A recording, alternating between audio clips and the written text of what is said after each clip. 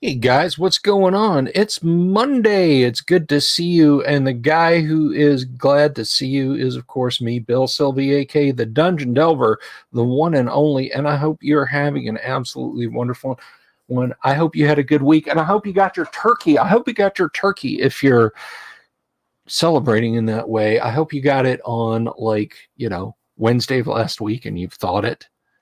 Because if you're just getting it today, it's not going to be thawed. But anyway, I hope you're well. I'm glad you guys are all here. We have no specific agenda. Damien, insert name here. Dungeon Delvers.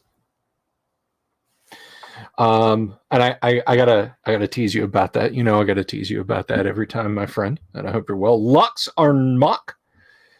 Cornelius Nolan. Can I just say that Lux Armok sounds like the name of a Mike Oldfield album?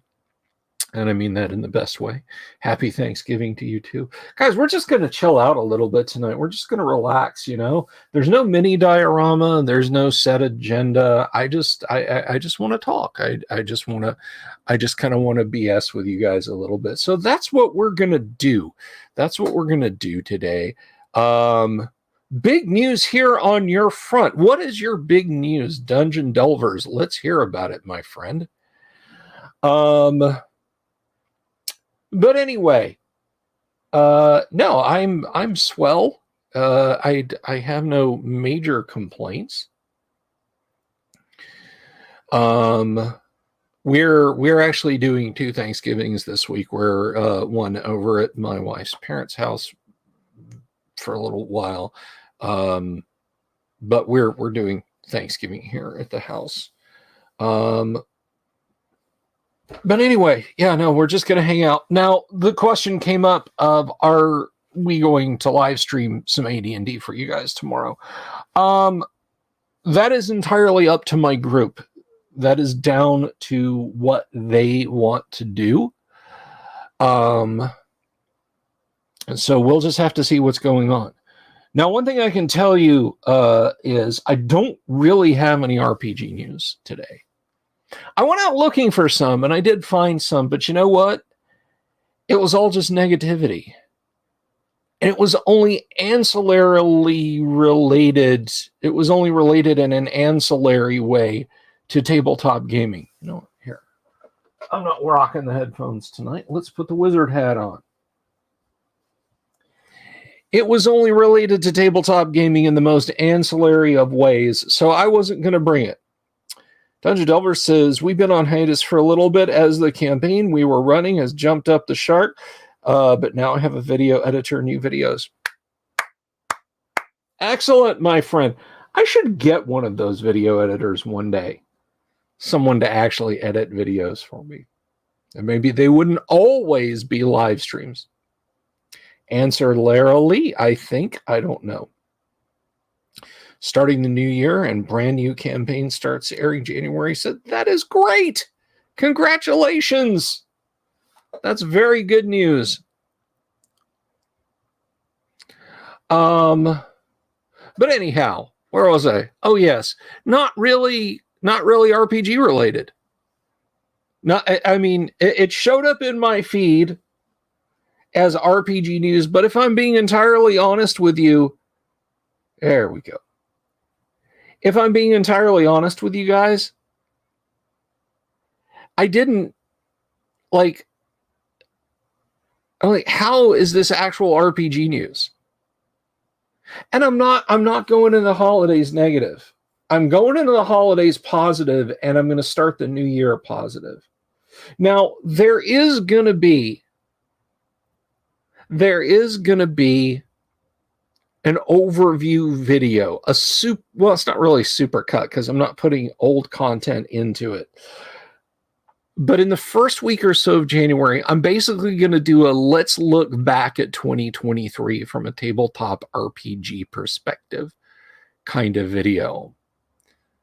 Where for someone whose entry point into tabletop might come through 1D&D, I want them to have the full inside baseball perspective of what has gone on courtesy of our friends out in Renton, Washington.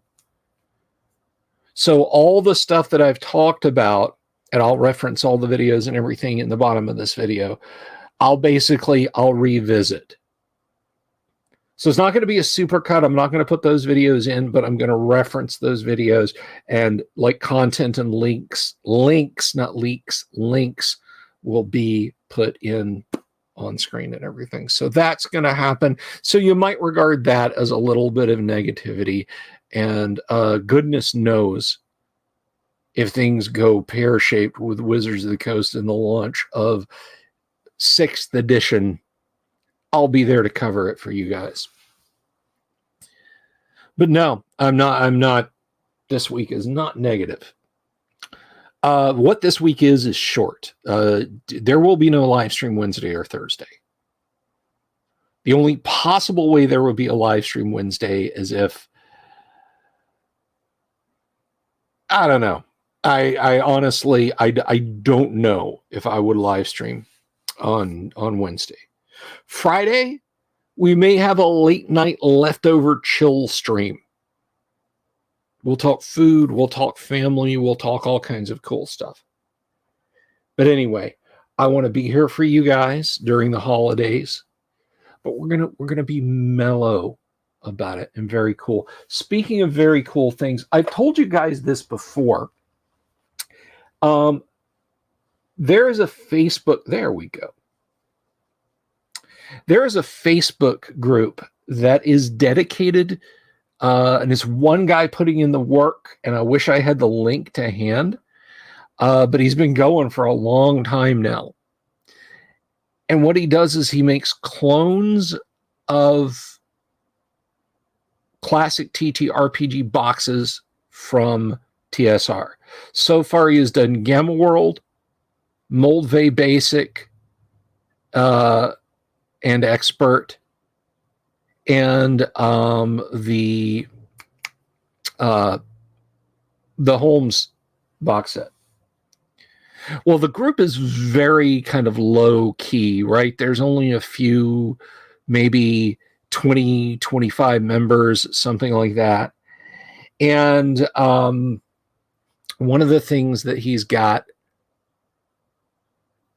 with the group, though, is he just released the wood grain set, the wood grain OD&D box. He has got a reproduction of it. Now, let me tell you what I mean by these. These are PDFs. Stig, welcome. Welcome. That's a pretty good playlist, I'm told. I hope you enjoy it, Stig. Good to see you, and thanks for hanging out with us tonight. But anyway, these are PDFs that you have to have printed, and then you have to cut and fold them. But once you're done, guess what? You have a reproduction, Basic, Gamma World, Holmes Basic, or coming up, Wood Grain OD&D box. And I'm very excited about those. I'm going to be doing a bunch of those up in the new year. Because I have a Basic box. It's kind of distressed, but I have one. And I have a Holmes box. But I really want a Gamma World box. And I really want... he says he's going to start a Alpha Dawn. That's the Star Frontiers box set. That he's going to be doing that. I wouldn't mind having a new Alpha Dawn set. That would not suck. So if he does that, we'll do that. But the wood grain set, I'm excited about. And I do kind of wonder if included in that he's going to have the stuck on covers, because the way the wood grain set was, and I'm going to bring one of these up here so you guys can see what I mean. Let's see, let's pull that up. And hey, Orbital Air, how are you?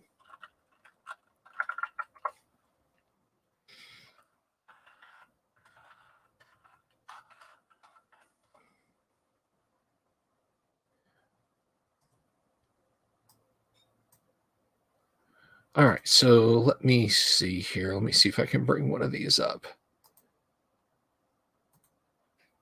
Let's in new tab. And this is the one that was sent to Dave Arneson. So this is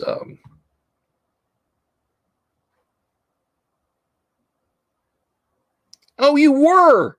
You could have stopped by my house and gotten what belonged to you. Or I could have met you somewhere. I wish I'd known. So let me show this to you guys. If you don't know what a wood grain OD&D set is, it's this. And that is apparently the one that belonged to Dave Arneson. But one thing about this is, you see that is a sticker. That is a sticker. This is a sticker that is stuck to the top of a box that has a faux wood grain shelf paper kind of thing wrapped on it. And let me see if I can find another one that shows the spine. That one does, but it doesn't show it properly. That one has fallen off. Here we go. Here we go. Image a new tab. Okay. So you can see that's stuck on, and this is stuck on. So I wonder if this recreation box is going to have those like as part of the PDF, so you can print them out and stick them on, or as part of the PDF so that they're embedded in it. Did Game World 1E print have prints with Wizard logo and late TSR logo? If yes, the Wizard one is more collectible. Yes, there were Wizard logo Gamma World sets. There were Wizard logo and there were Moonface logo. I don't believe there was angled logo. By then it was second edition.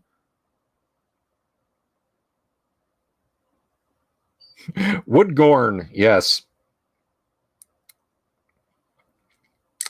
So that is what I'm hoping comes together, because I will absolutely positively print the hell out of one of those. I mean, that's actually a little bit more doable if you have the dimensions and you can get like a local printer or find a box maker or somebody that has those, because then you just have to get some brown shelf paper. You have to get some brown wood grain shelf paper, which you can probably get anywhere at any craft store, and then glue it on yourself, and then get a good cover scan and, you know, print those out and stick those on them. Kabuki Kid. Hello, how are you?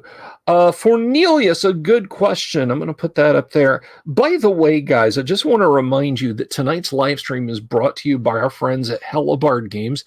Hellebarde makes the kind of adventures that they'd like to play, whether it's for Castles and Crusades or 5th edition or the OSR. Old school's in play at the table with Hellebarde, and you can find them on DriveThruRPG or on their website, hellebardegames.com. So anyway, a good question from Fornelius. And by the way, if you want to support this show directly, for as little as $1 a month or $1.99, if you're supporting us through YouTube, you can support us on Patreon or through YouTube memberships. And at the $10 support level, guess what? You get a free Dungeons and Dragons module every month. That's right. There's one coming this month too. So far, we've released 3 of them, and I think people kind of like them. I think people kind of like them. Or you can super chat if you want to, or just buy me a coffee, whatever. Anyway, so Fornelius Nolan asks, what are my thoughts about Trollord releasing Castle Zag-Yugsberg setting and the promise of other Gygax content? Okay, I don't know about the Gygaxian fantasy world. I think it's fine. I think it's very nice that they're releasing the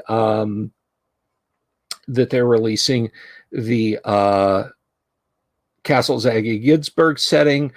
I would not hold my breath unless you have a suffocation thing on anything else. I would not invest in that. heavily. I would not hope that that's going to come out. I don't think it is. I do not for a second believe that it is.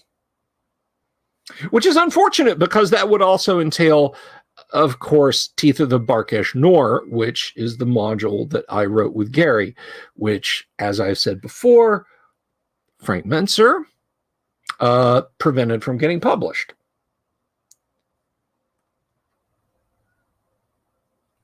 So, to move on,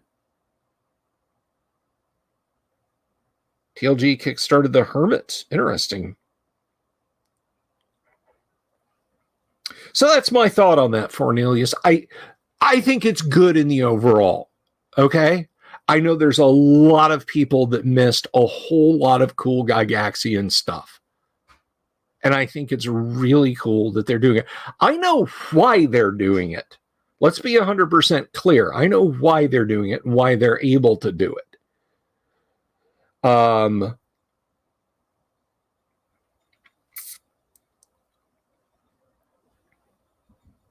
I know some other insider things that are kind of humorous, but I'm not going to get into them because some people might interpret them as me being negative, and I'm not going to be negative tonight.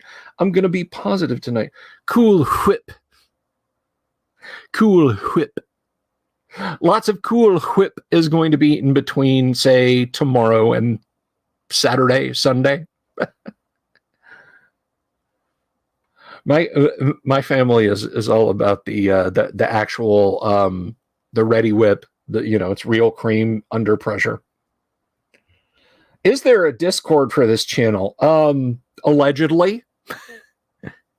Allegedly, Stig. I'll share the Discord real quick. Attention, future people. This link will not work in the future. If you're like, I've tried to follow that link from that one video and it doesn't work, it's not going to work. It expires no matter what I do. No matter what I've done, it expires. So follow that link now. Don't bookmark it and come back next week and be like, it doesn't work. There you go. A Discord.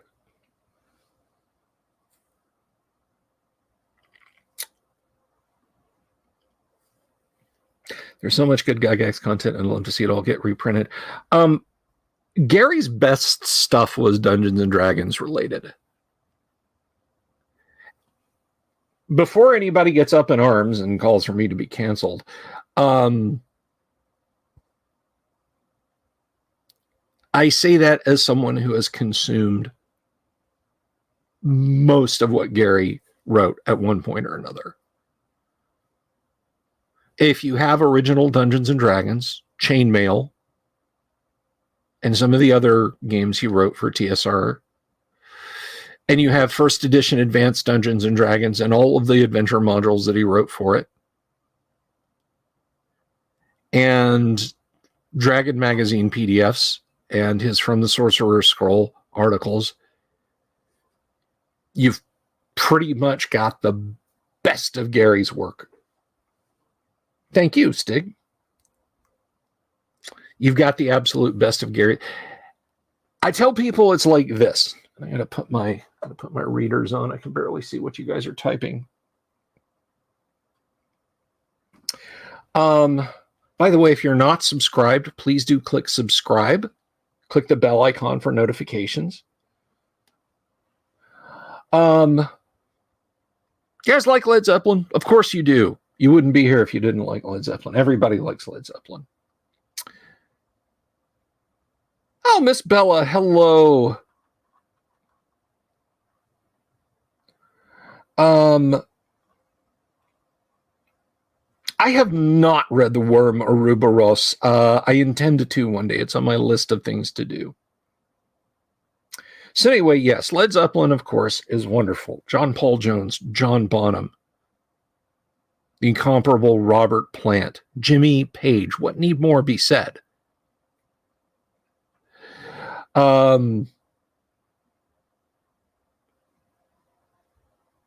Plant's solo work, I guess if you really like folksy stuff with Alison Krauss, I mean, he's done more of that than he did with Led Zeppelin.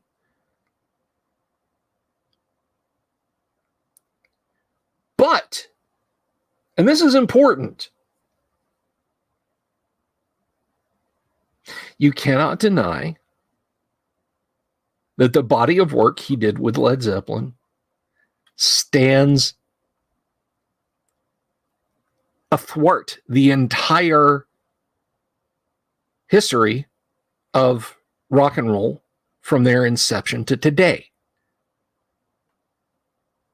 Their influences are everywhere.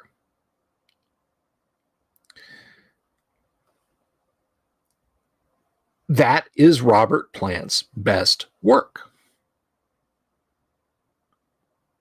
Gary's work at TSR was his Led Zeppelin years. I'm not saying that the stuff with that the things he did with TLG, with the separate Tri-G publications, the nippy stuff, I'm not saying it was bad. Quite the contrary. If it hadn't been for stupid lawsuits and everything, GDW might have had a Dungeons and Dragons killer on their hands. So afraid of it, in fact, was TSR that they tried to sue Gary to stop from publishing Dangerous Journeys.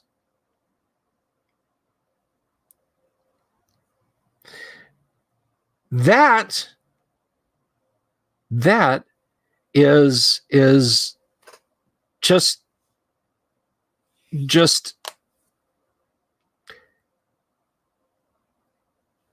if you ask me, doesn't stack up to what he gave us in D&D.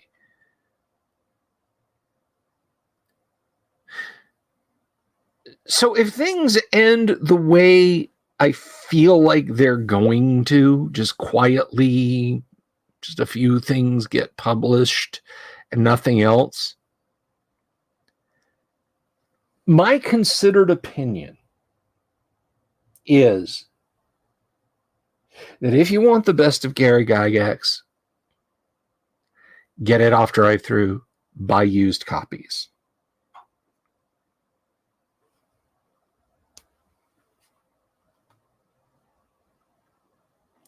But that's also not me saying that the stuff is bad and that you shouldn't. If you want a complete overview of Gary's evolution as a game designer, then by all means, get as much of the stuff for Councils and Crusades and anything else that gets printed, get it. Christopher, I'm going to mess this up. Is it Scarce? Cerise? Ciars? I'm sorry. I'm so not good with names. But welcome, Christopher. Thank you for hanging out. 30 people. That's pretty awesome. Hey, let's play a quick game. Who can super chat me the fastest? Which one of you guys can reach that button the fastest? I'm terrible. But anyway, no, thank you, Christopher. Now, Rainbow was awesome. Scarce. I gotcha. Scarce. Like you're not even here. Well, I hope you're here and I hope you'll stick around. Shilling. Yeah, I know. Somebody was like, the hell with it. I'm out. Whoever it was, I was kidding. Mostly.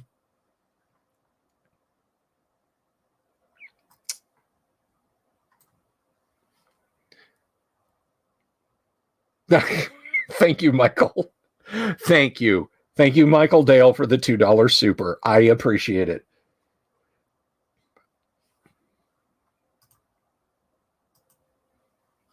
You know, I got to give Black Sabbath and Bad Company, really, they are...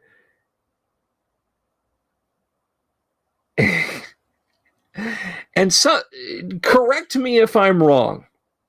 Correct me if I'm wrong, guys, but are Black Sabbath and Bad Company the only band name song? Or, I'm sorry, band name, album name, song name groups?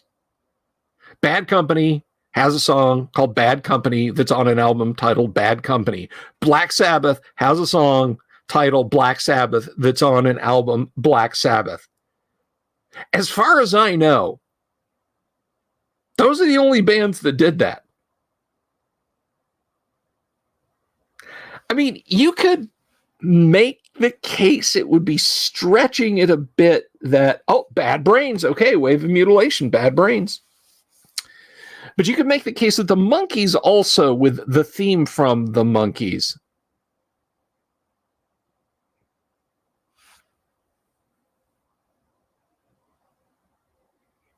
Faster than molasses in 1919 Boston. Thank you, Unregistered Hypercam. I appreciate it, brother. Thank you. Oh, yeah, Man of War. But I also like to think of bands that are like actually don't make me violently ill to listen to them.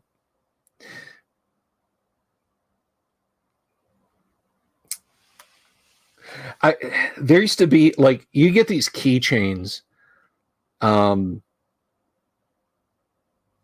in record stores, and I hated them because we sold them both in the mom and pop record store I worked at and in the corporate Musicland music store, and they were little keychains.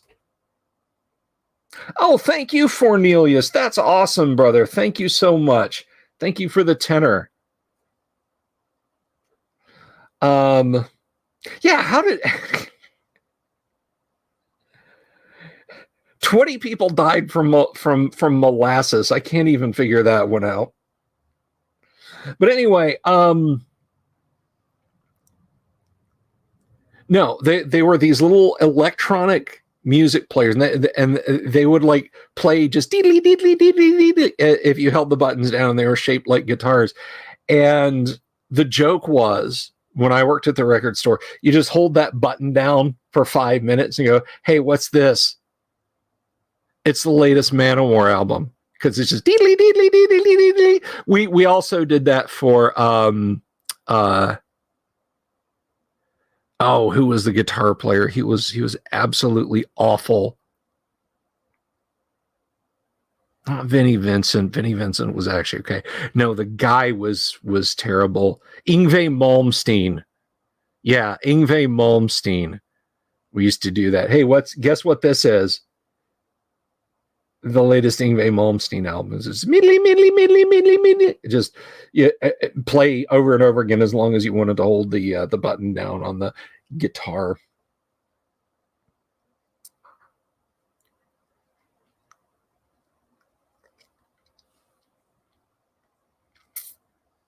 Does rainbows catch the rainbow count? No. No, and that's an edge case, like the theme from the Monkees being by the Monkees on an album titled Here's the Monkees, you know, that's...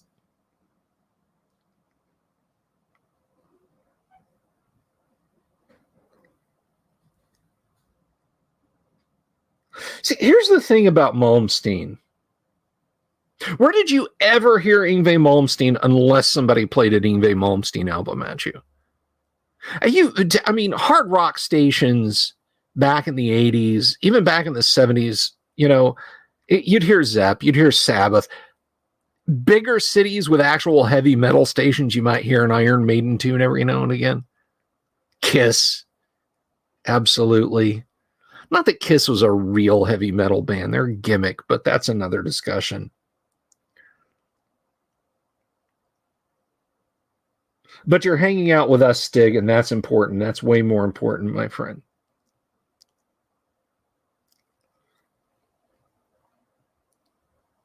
But you never hear Malmsteen unless somebody put a Malmsteen album on and said, let's check this guy out. And then it was 48 minutes of meedly, over and over and over again. I remember reading things about him in guitar, by him, or said, attributed to him in Guitar Player, talking about, like, you know, what was it? Said Eddie Van Halen's guitar playing was muddy. That some equally nasty stuff about Jimmy Page.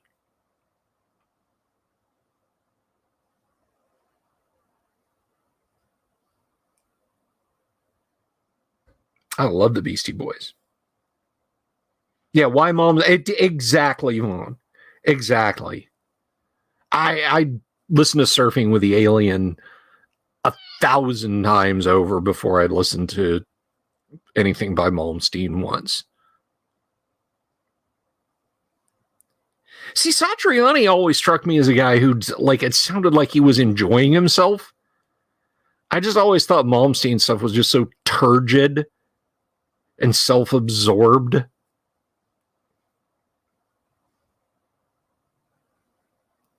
What about the Great Cat? you ever want to see a fun interview? Look on YouTube for the Great Cat interview.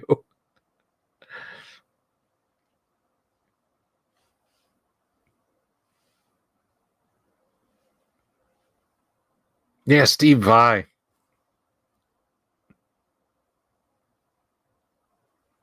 I could never get into Frank Zappa. I acknowledge the genius that was Frank Zappa. But I could never really get into his music. It just, there was a degree of inaccessibility to that. And I put that on me, not on Frank Zappa.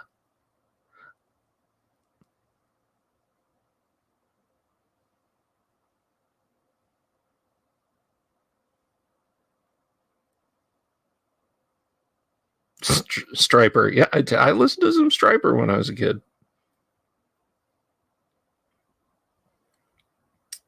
Yeah, Zappa's weird.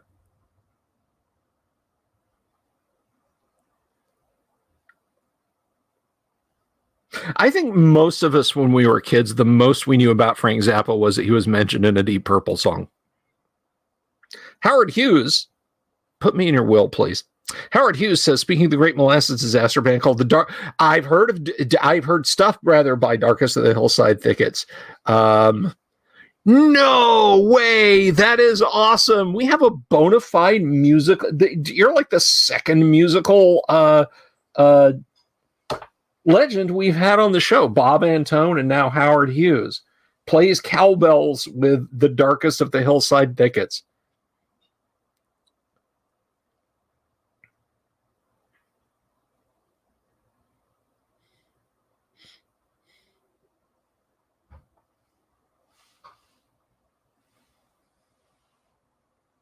Hey, you know what? Let's not laugh at anybody's.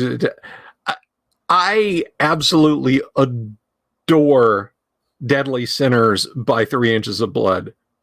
That is my go-to get my blood pumping to play D&D song.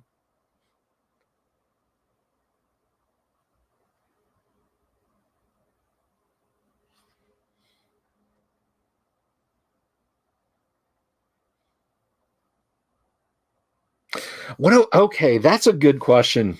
Insert name asks a very good question. He says, what do I think of Days of Future Past by the Moody Blues? I think it is a solid album, and I would rank it alongside the best post-Gabriel, pre-Invisible Touch Genesis. I would stack it up alongside some of the later Yes stuff. I think it's an absolutely solid pop prog sound that is accessible. And if somebody's going to discover prog and that's their on-ramp into it, then more power to it, because it's solid stuff. Okay, it's solid. It is an album I can listen to track and enjoy, and just enjoy. I caught that reference, Dungeon Delvers. God, that sounds weird. Change your name. I'm just kidding you. I'm just teasing. I got to give you a hard time. Yeah, Kanek, and you've got a lot of other questionable music taste too. Okay, so here's the thing about Striper. Death Angels, greetings. From up south, you're practically a Yankee compared to me, son. So the last...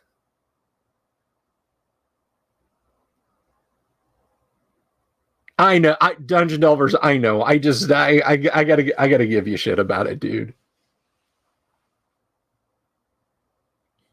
We've got to do like a cross-channel promo, though. No lie.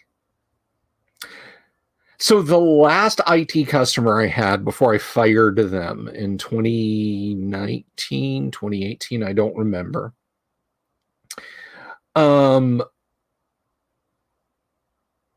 The manager out there, who was a friend of a friend,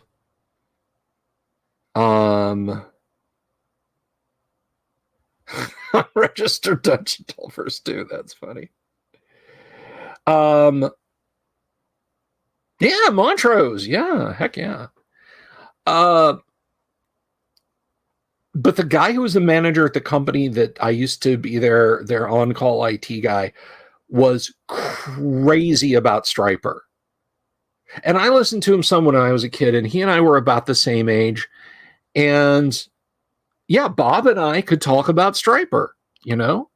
I was a little bit more into like heavier stuff, but yeah, he was like excited. He was going on like a rock cruise, and one of the bands playing was Striper. As I remember, I was like, okay, I'm getting my paycheck. Here's my invoice, blah, blah, blah. You know, thanks for coming out. Thanks for putting the fires out, yada, yada, yada. Oh, the first Boston album is perfection. I can't listen to More Than a Feeling anymore. I can't. That song, I can... just sometimes I can still listen to More Than a Feeling. There's a song by Bruce Springsteen I can't, for exactly the same reason. It just rips my heart out. I did not know that. That's fascinating, Death Angels. Oh,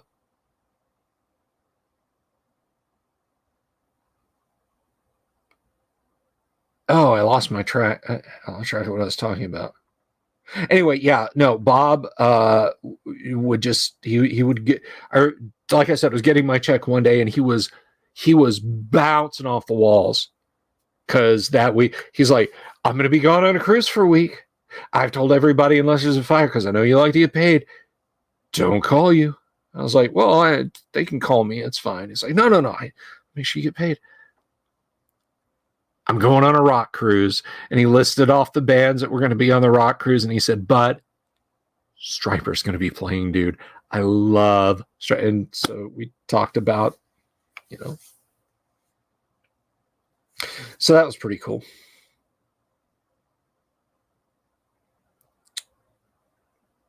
Oh, yeah, no. Trust me, we're all old people. We know who Ed Greenwood is around here.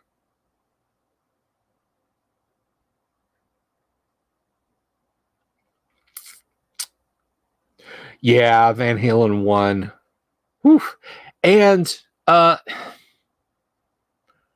take a little bit of flack for saying this because people are like, huh? I think Diver Down is phenomenal. I mean, I do.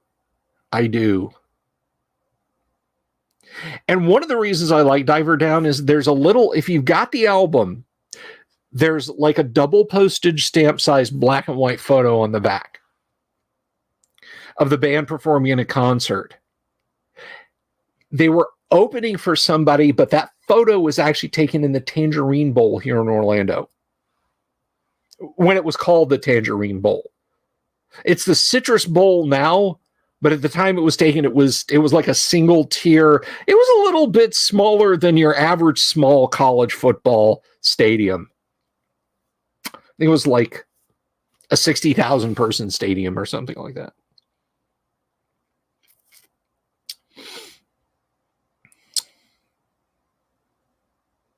Ryan, David, hello, how are you? What is that word? Just finished the E word. I don't know what that means. But welcome. Thank you for stopping by. We're talking classic rock. and classic tabletop role-playing games, because that's how we roll around here. No, Diver Down is pretty awesome. We're all old people around here. That's right. No, he's cool, Vaughn. Put your phaser away. Let me see. I got to look up the track listing.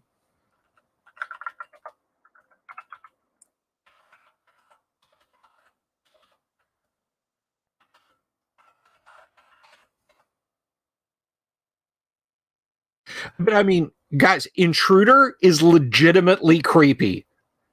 Eddie Van Halen performed a creepy piece of music in Intruder. I love it. And just how gritty and dirty Hang 'em High is.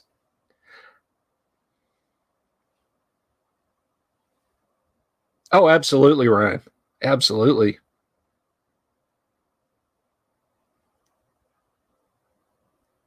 I actually have a still in shrink wrap copy of the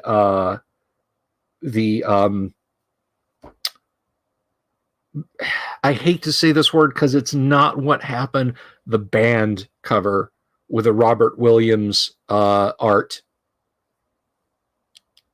I have one copy of that in vinyl still in shrink wrap. I should sell it one day. I'm not a GNR fan. I could hold the number of GNR songs I like in the palm of one hand.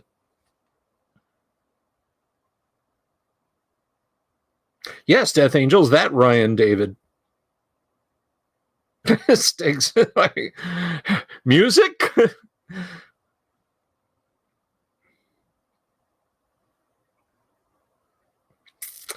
I saw Guns N' Roses. I was at a 3-band show. I was at the Faith No More, Metallica, Guns N' Roses. Faith No More came on at like 4:30 in the afternoon. Metallica came out like an hour after their show was done.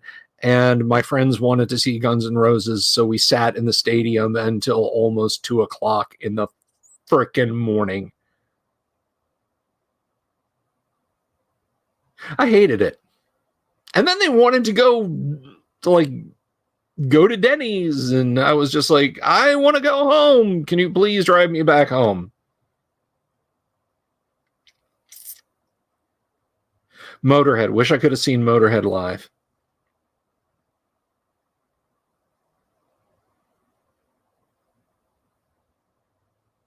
Yeah, that was 90, Ryan. Guns and Metallica and Faith No More, that was 90. It was basically like the back half of the Black Album tour. I saw the front half when they played indoors, and I wanted to see him a second time. So I've seen Metallica twice now. This was after James Hetfield had his arm burned to a crisp by a pyro, and they had the guy from Metal Church playing rhythm guitar from that point forward for the rest of the tour.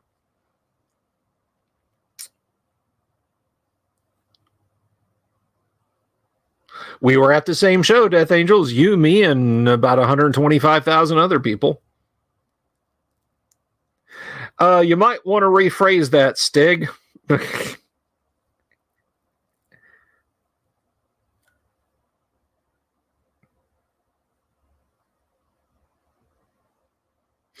Do you think there's a not?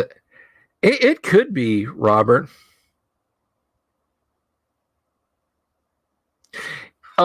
Lemmy did a track with what's his name, the drummer from Nirvana, Dave Grohl.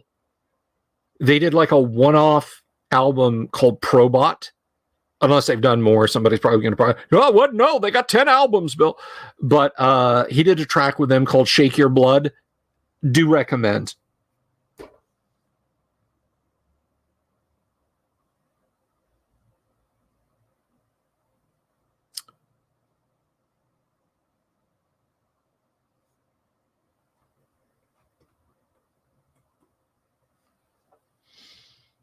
Halloween was fun.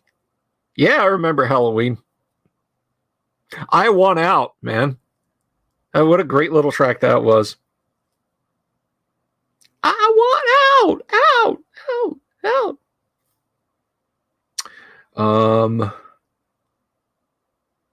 Hey, Ryan, I haven't seen our biggest fan lately. Not in the comments, not in the live stream. I don't know if you saw my my message to you over on Twitter, but I'm all in on positivity. I just wanted to mention that in passing while you were here.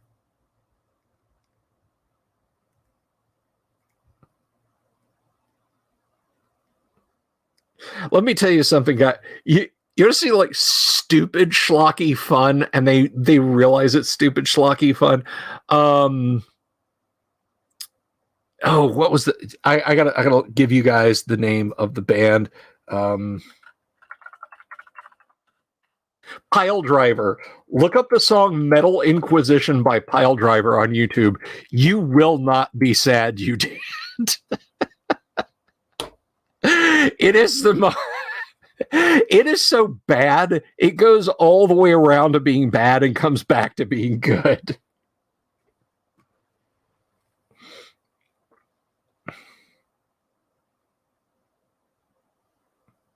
I have not seen the Anvil documentary, but I've heard a lot about it.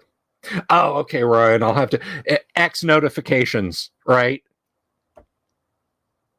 I had some. Oh my! This pisses me off so bad. I had a shot for an affiliate, and the company was really awesome. I love what the guy was doing with this company. And I responded to him and I said, yeah, I'm sorry. It was a couple of days gap, a few days gap. And I responded to him, and so I Austrian Death Machine is pretty good too.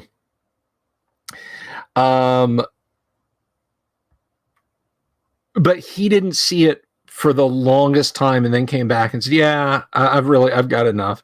I was so pissed off because of Twitter notifications. So I just keep that open now.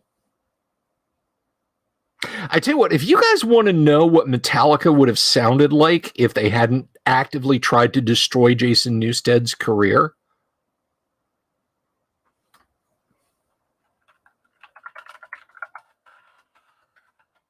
go check out Flotsam and Jetsam. Go check out Flotsam and Jetsam.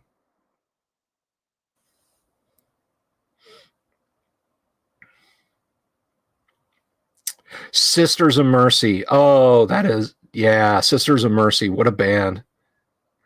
See, I'm a little pissed off at myself. Like, never dig too much in on bands who have songs you like, because you could be completely wrong about this. You're like, oh, this is deep, this is meaningful. It's like Waters came out like in the early 2000s and said about The Wall that it's just about some bloke going crazy in a hotel room.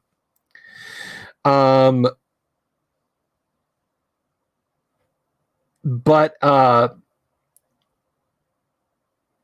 yeah, I was all up in Sisters of Mercy, and then I read this thing where Andrew Eldritch explained what This Corrosion is about, and it's literally just him bitching at one of his record producers. And the like operatic sing-songy stuff is a dig at The Mission UK, another goth band.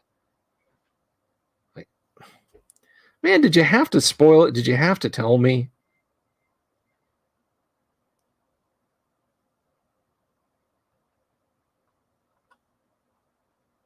Yeah. If you want to listen to And Justice for All, and you should, because it's a competent album, go find the And Justice for Jason mixes. There's a couple of different ones, but somehow they managed to pull the bass tracks out of it. Yeah, that's Eldritch. Like every time you think you're going around a corner and you're gonna, oh, this is awesome, and then it's like, no, this is just a song about how much I hate that people own private property. Oh, yeah. The song Dominion Mother Russia that he wrote like back in the early 80s. Like, he is literally a song like, please, please let Russia take over all of Germany. I'm not making that up. You can go look up that.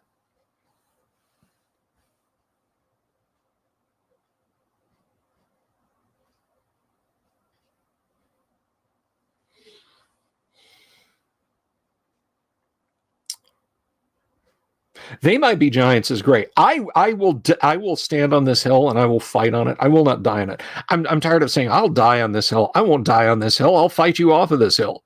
And I'll stand here proud with my standard flapping in the wind as a sea of my enemy's corpses surrounds the foot of that hill. But I will fight on this hill and proclaim that Flood by They Might Be Giants is They Might Be Giants physical graffiti. It's that good. It's that good of an album.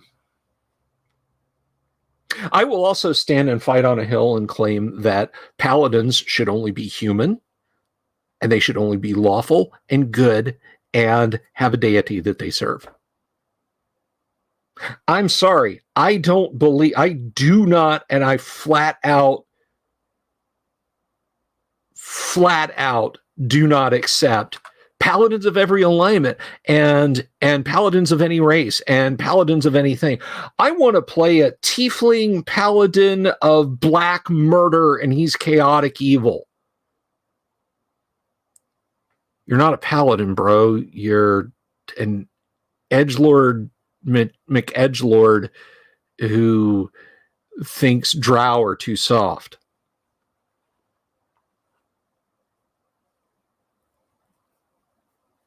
Well, we don't agree with you, Road March. Don't know the song, Damien. You can only play that paladin if he's Mexican. Yeah, no kidding. I see what you did, Jack.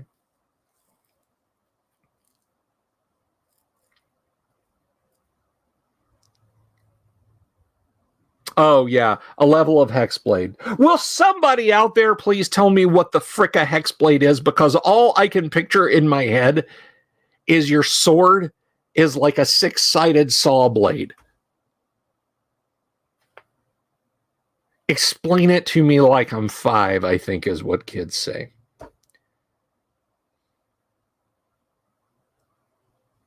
I'll hit you with my mechanical keyboard, my Model M.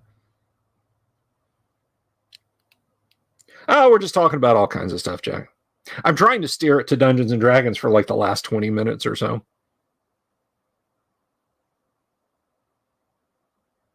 We did talk about Prong. Prong was another good album.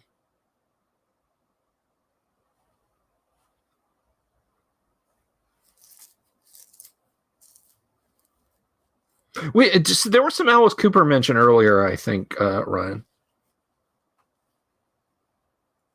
Great rock talk, interesting guy, really interesting, cool guy. Go listen to interviews with the man talking about hanging around with Glenn Campbell. Yes, Glenn Campbell.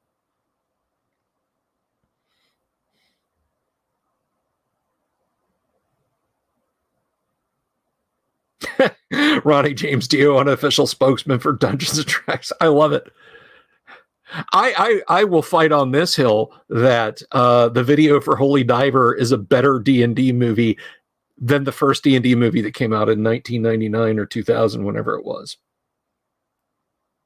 I remember that Kabuki, Beg to Differ, being used in Headbanger's Ball. I loved that. A Hexblade is a warlock that does martial combat and has the ability to curse or hex people. Well, I can think of 6 things wrong with that. Thank you, Danny.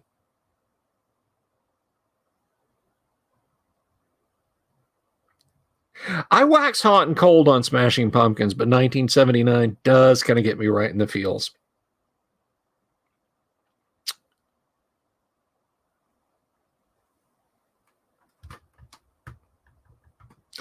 What else? Oh, so somebody asked about Paladins and about I've had that comment up there forever. Joseph Roach agreed on the Paladin issue. Okay, so here's Ministry was good. Oh,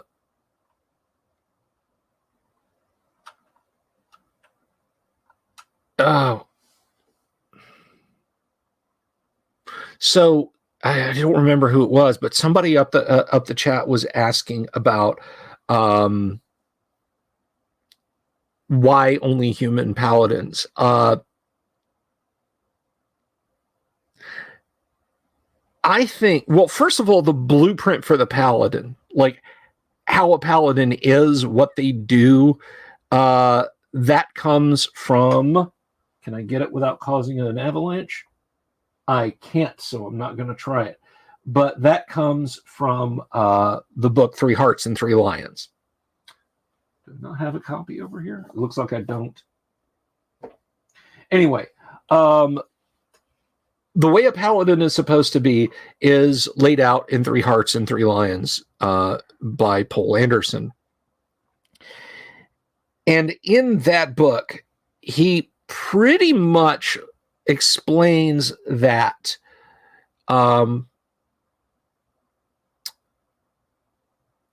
beings touched by the Fae, even if they serve Christendom, are different. It's not that they won't go to heaven when they die, because they talk about that when, well, I don't want to give away anything.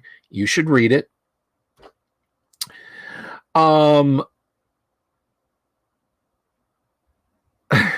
Yeah, that was Ronnie James Dio in my Gamble World game, yes.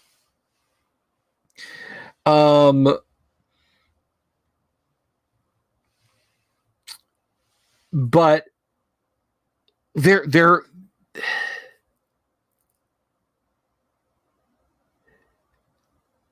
they do not per se have souls. I'm not saying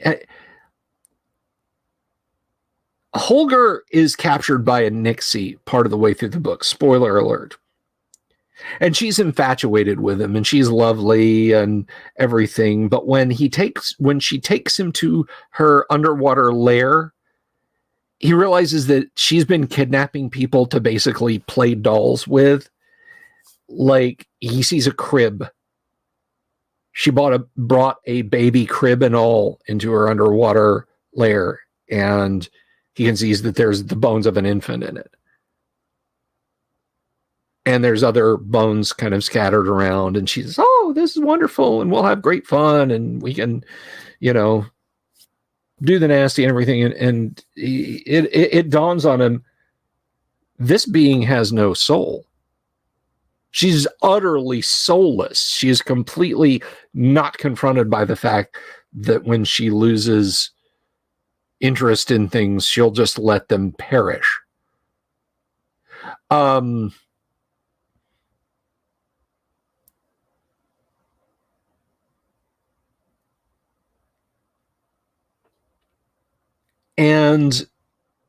that's not what I mean when I say that they don't have souls. They have spirits.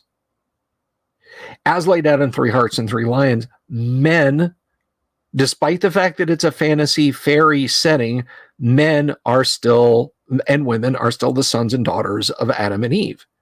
They still have souls. Even Eleonora has a soul, and she's a Swan May. But I think that has more to do with her upbringing. Yeah, exactly, Ryan. And, when she got bored with them, she broke them or ignored them, except they were people. But Gary took that as his template for what a paladin should be and why a paladin should be that way. And I'm completely okay with that. If he had said a paladin can be in anything and then justified it another way, I might go with that. But this is how it goes. I think about all you can do with a demi-human for a second.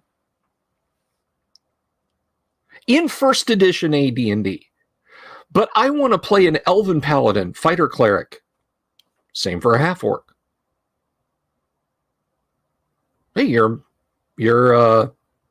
dungeon master might bend it a little bit and let your dwarf be a fighter cleric.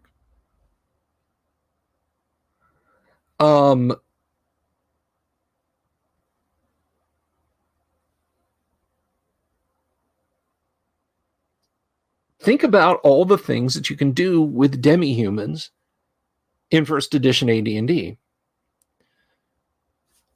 Fighter, magic user, thief, elf.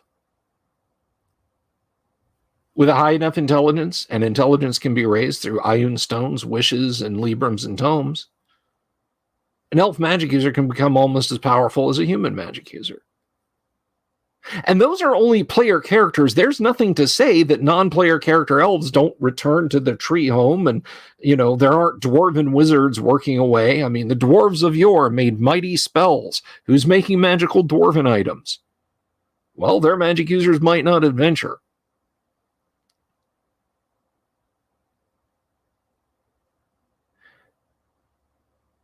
But no, because Bacchus is chaotic good or chaotic neutral. But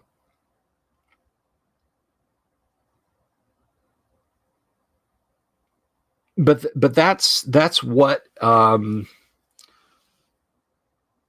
they do. That's what demi-humans are capable of, with all their myriad mixing and matching and being strange and mysterious. And, how is that elf able to cast magic? I have to carry a glass dagger or else it screws up my magic missile spells, says Bob, the human magic user.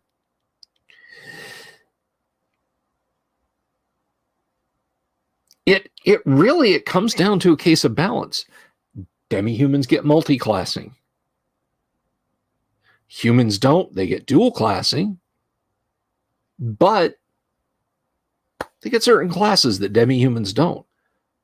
And as far as I'm aware, correct me if I'm wrong, I believe only the monk and the paladin are restricted to humans as far as that goes.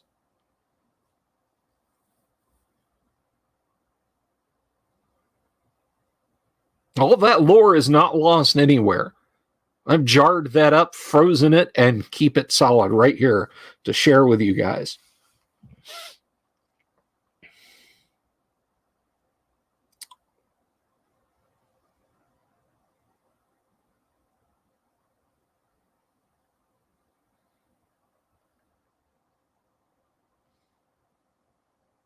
No, a half-orc shouldn't be a paladin. And I don't agree with the default assumption that half-orcs come into being that way.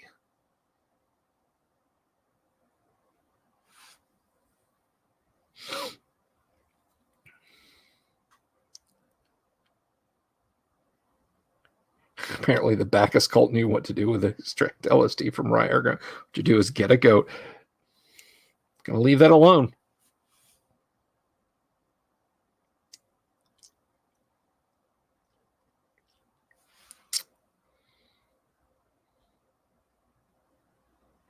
But anyway, that's why human-only paladins. From a meta standpoint, because demi-humans get, I would say, they get the lion's share of the cool stuff.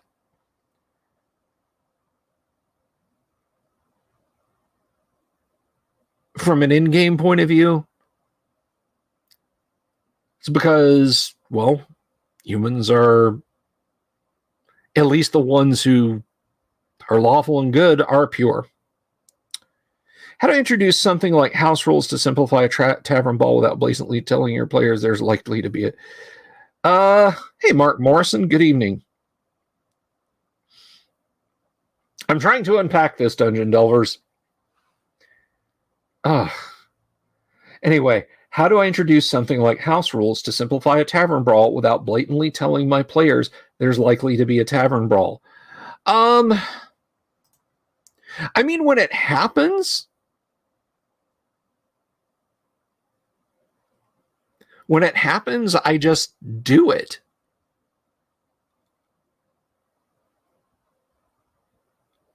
Okay, well, that guy knocked his crock of grog over.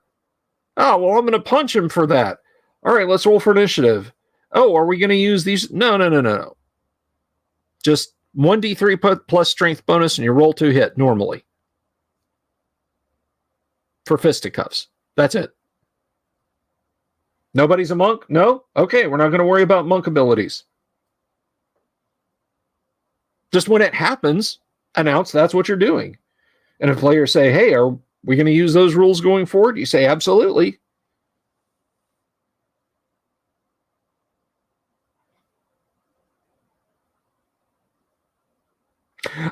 We have used the grappling and unarmed combat rules as written live on this very show on our Monday night first edition, or Tuesday night, rather, first edition AD&D live streams. We've used them. They're not terrible. They are a little bit slow.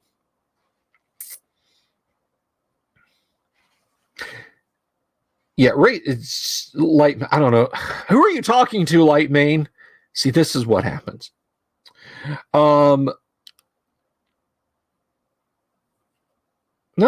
we got through it without too much trouble, Vaughn. Too much trouble. I'm not saying you have to use it or that it's perfect. Don't get me wrong. How would I simulate an auction in a game?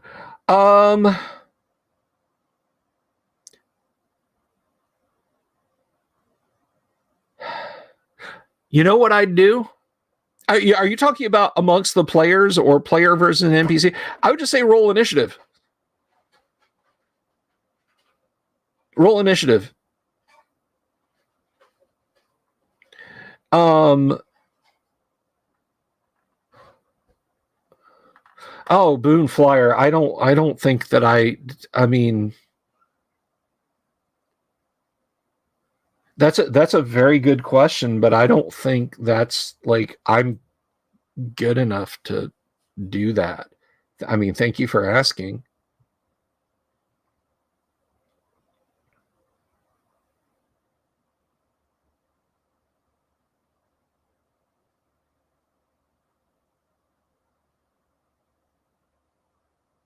I mean, I'm not going to do the, rapid talking kind of thing for auctioneer. I'm just going to say, okay, round one, let's roll initiative. Okay, I want initiative, so my guy outbids you in this round. Round two, and we'll do it until the price gets up to a point, and then you say, okay, let's the bid is at 750 gold pieces. Going once, going twice. I bid 800, and I might roll a d6, and 1, 2, 3. The guy goes, that's too rich for me. 4, 5, 6. He bids this much, and then we go back to it, and we just keep going and going and going and going.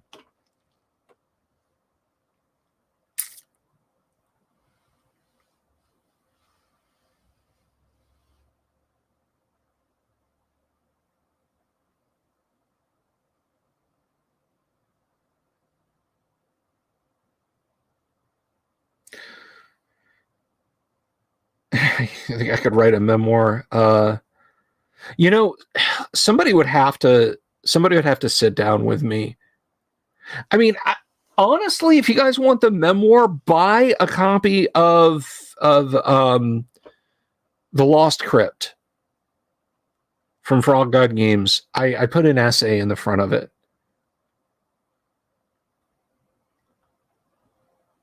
History question: why was there a split between basic and 1E?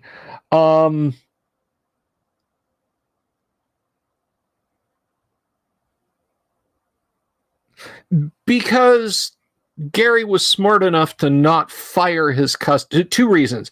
Gary was smart enough to know not to fire half of his customer base just to introduce a new rule set.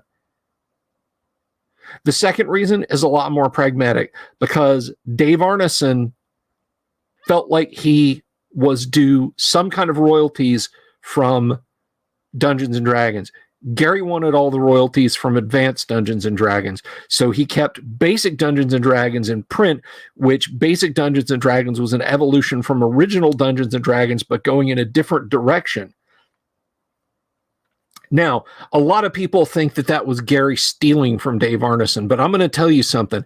Gary never begrudged the profits it brought TSR, because there were plenty of people, myself included, who thought you played basic and expert until you graduated to AD&D. So they got to double dip off of people. See, unlike Wizards of the Coast, they realized that the easiest way to retain customers is to cater to them and not fire them every time a new edition comes out. Basic Evolving stayed in print from 1977 to the Rules Compendium in the late 1990s. So Basic stayed around for 20 years in some form or the other, paying Dave Arneson. It was just good business. Exactly.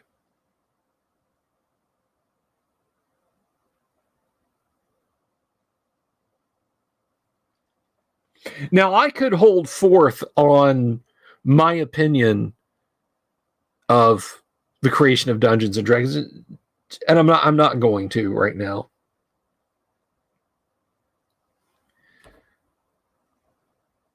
But I will say this. It ain't that cut and dried. Anybody that thinks that Gary just swooped in and scooped up D&D from Dave Arneson, no.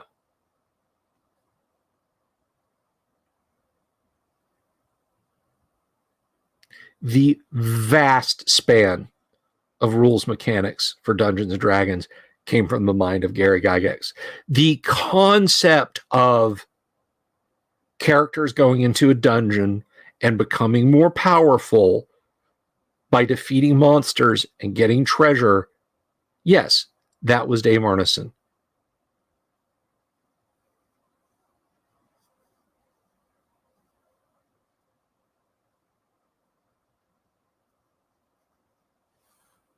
But that's all I'm going to say about that.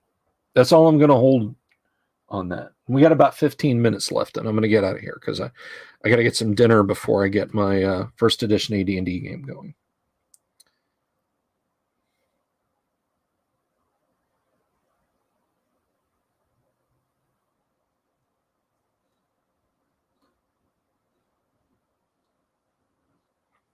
Well, James, I mean, I think you can go all the way back to Braunstein too, but I mean, how far back do you want to go? You know, cuneiform clay tablets with games of strategy pressed into the in there. I mean,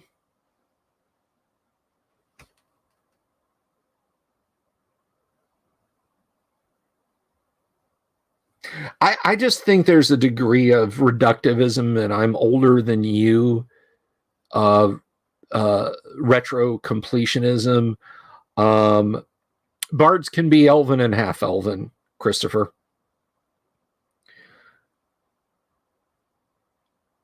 You know, and it becomes a bizarro version of Name That Tune. Like, you know, oh, well, I don't need first edition AD&D. I can play original Dungeons. Well, I can play original Dungeons and Dragons, but I use chainmail and none of the supplements.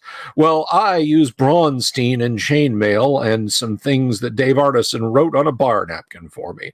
Well, I use H.G. Wells' Little Wars and just my imagination and a coin.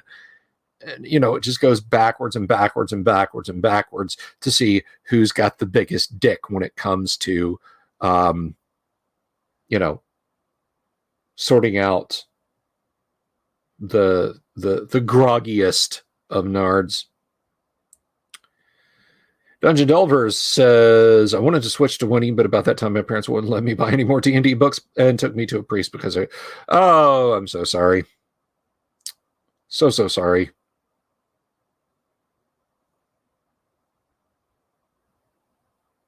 Anyway, somebody was asking about bards. Yes, half-elf bards can be half-elves, which does bring up an interesting question of how does a half-elf dual class? But then if they're going for bard only.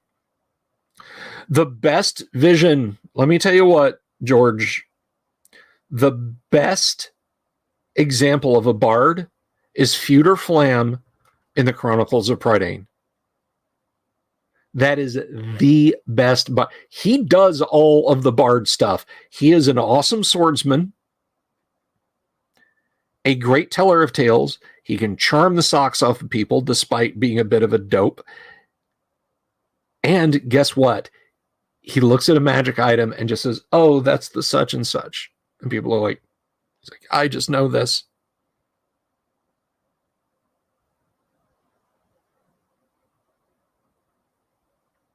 Oh, I'm sorry, Miss Bella.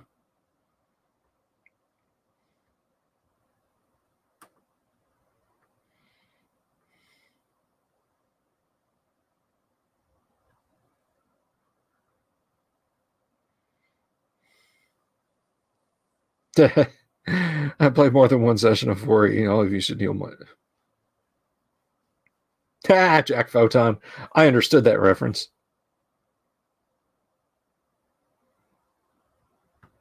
Yeah, Chronicles of Prydain is lovely. A great, great introduction to AD&D-ish kind of stuff.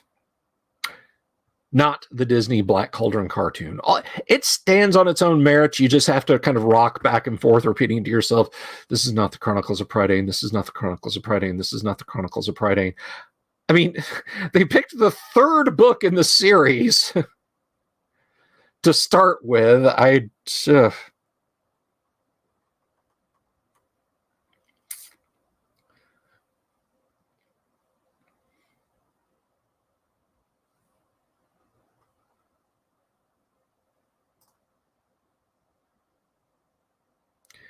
Make sure I didn't miss any.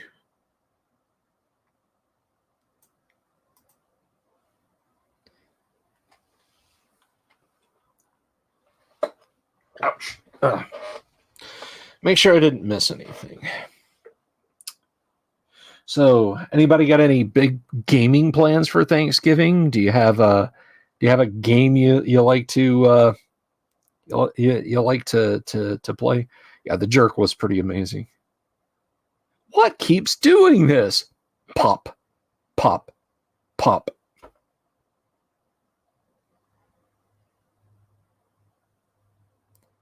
Lidio. It's very good, George.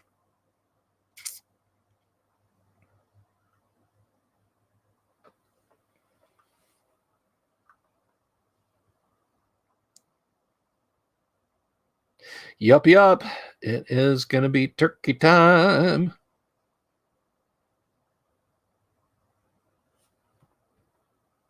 Prep for the first few sessions of the new campaign. Reading ahead in the books. Awesome. Very cool.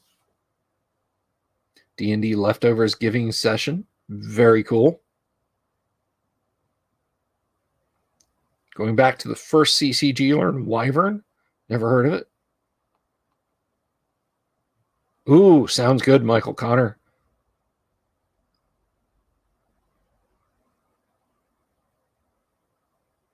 Michael, what is your email address? Hang on, I may have your email address here. Hold on a second. Let me see if I got your email address here.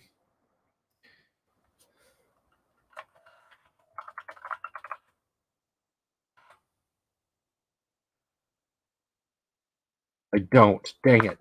Because I have something for you. On this PC, not on that PC, which is why I don't just message it to you. Shadowrun. Excellent. I deduct all points. You receive nothing. May God have mercy on your soul, Danny.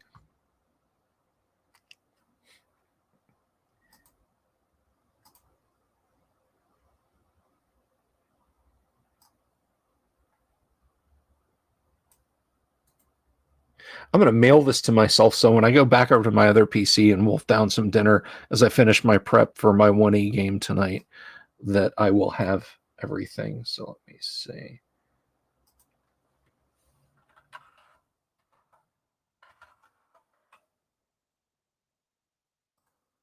There. I have it. It's in chat. Yes, I know you can't get your email. I'm going to message this to you on the Book of Faces. So you will get that tonight. No, that's fine. I have said before, Dungeon Delvers, and I said this to Ryan David just the other night. I can run an old school 5e experience. I can do it.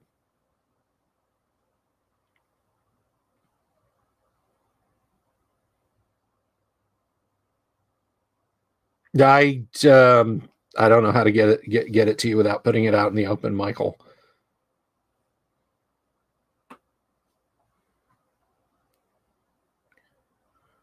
I have the code.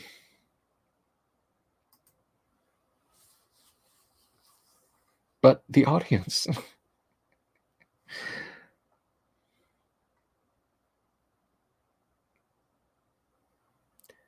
Let's see.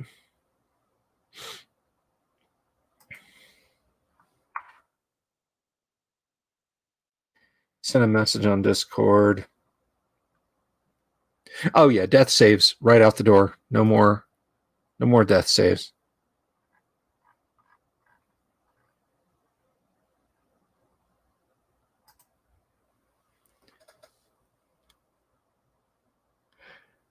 I'll sort it out, man.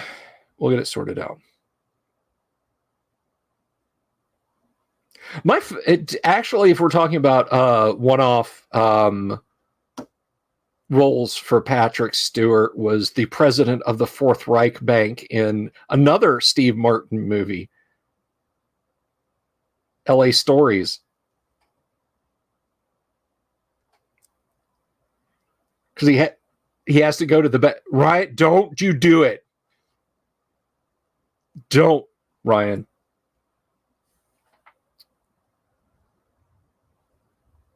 Did I catch you? I didn't catch your Gmail.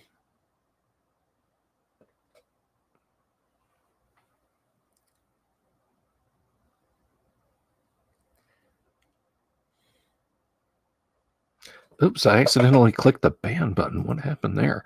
Let's see. Oh, was he the waiter? I thought he worked in the bank. Like when they were grilling him at the bank, like had to go to the Fourth Reich Bank to find out if he could get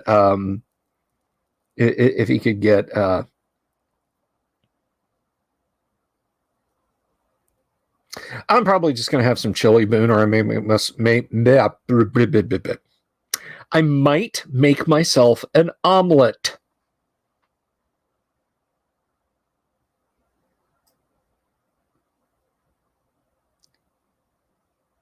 Scrolling up, it's in chat.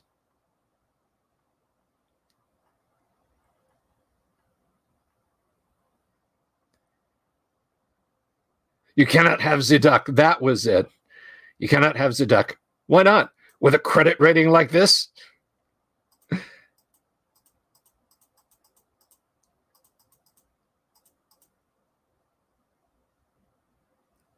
I don't see it. Might not let you. Yeah, it might not let you put it in the chat. Like you can see it, but it doesn't show up for me. Say versus salmonella. I have not given myself salmonella with my omelets. My eggs are completely cooked.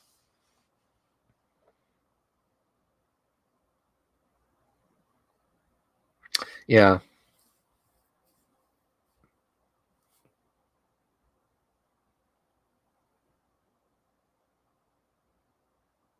Well, I know it'll be the @Gmail. So Michael, just say what the first part of it is, like Michael.Connor, whatever. All right. I am sending you your code. DZODAR 28 at Gmail.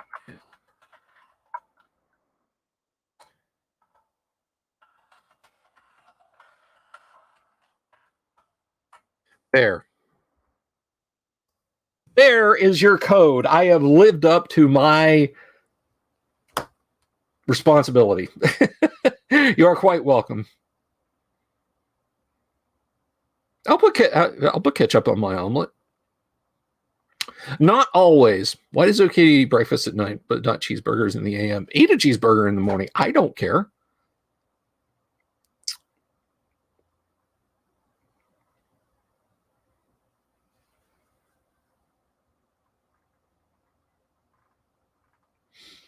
But anyway, so we got just a couple more minutes, and then I'm going to wrap up, guys. Well,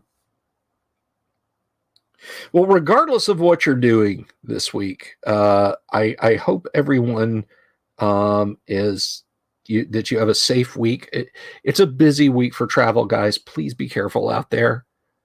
As my dad used to say to me, I'm not worried about you. I'm worried about those other crazy people around you not paying attention to what they're doing. If you celebrate Thanksgiving, I hope you have a lovely Thanksgiving. I hope your bird is fully cooked. Don't eat the in-bird stuffing, guys. No matter what Aunt Sally says, don't eat the in-bird stuffing. I hope you have some lovely time you get to spend with your family, and if you're going to be by yourself, I hope you have I hope you have an introspective time. If you're alone, I hope you're not lonely. But with that said, yeah, I think we're probably going to wrap up, which kind of stinks because I rarely get this many viewers. So I will try to do something tomorrow night. We'll have to see how tomorrow night goes. It's just going to come down to who's available. Thank you, Howard Hughes. Thank you very much. And I do want to take a quick minute to say thank you to Michael Dale, Unregistered Hypercan, Cornelius Nolan. Thank you to Howard Hughes. Thank you all very much. And thank you for your excellent work on the Darkest of the Hillside Thickets. Howard, I do appreciate that greatly.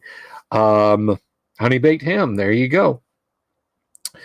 Yeah, I know, 37 people. That's awesome. And if you're not subscribed, please do click the subscribe button, click the bell icon for notifications. We are at 5,075.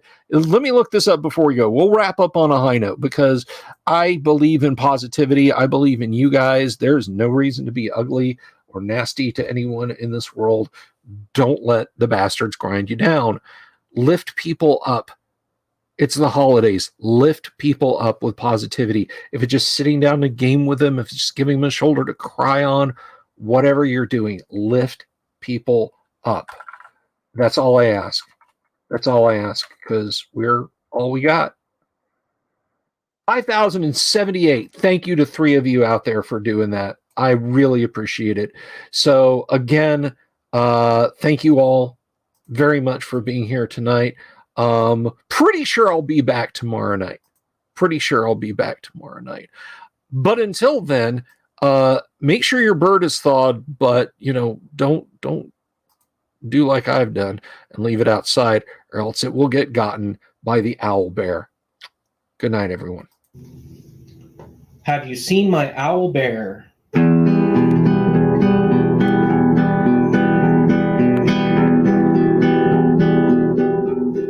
Here's to all the weirdos everywhere in the woods and in the air. Have you seen my owl bear?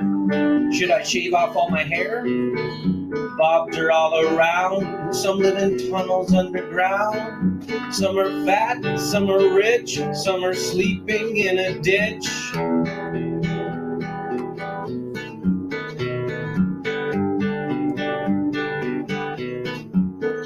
Can you ride a crooked horse without a saddle way off course?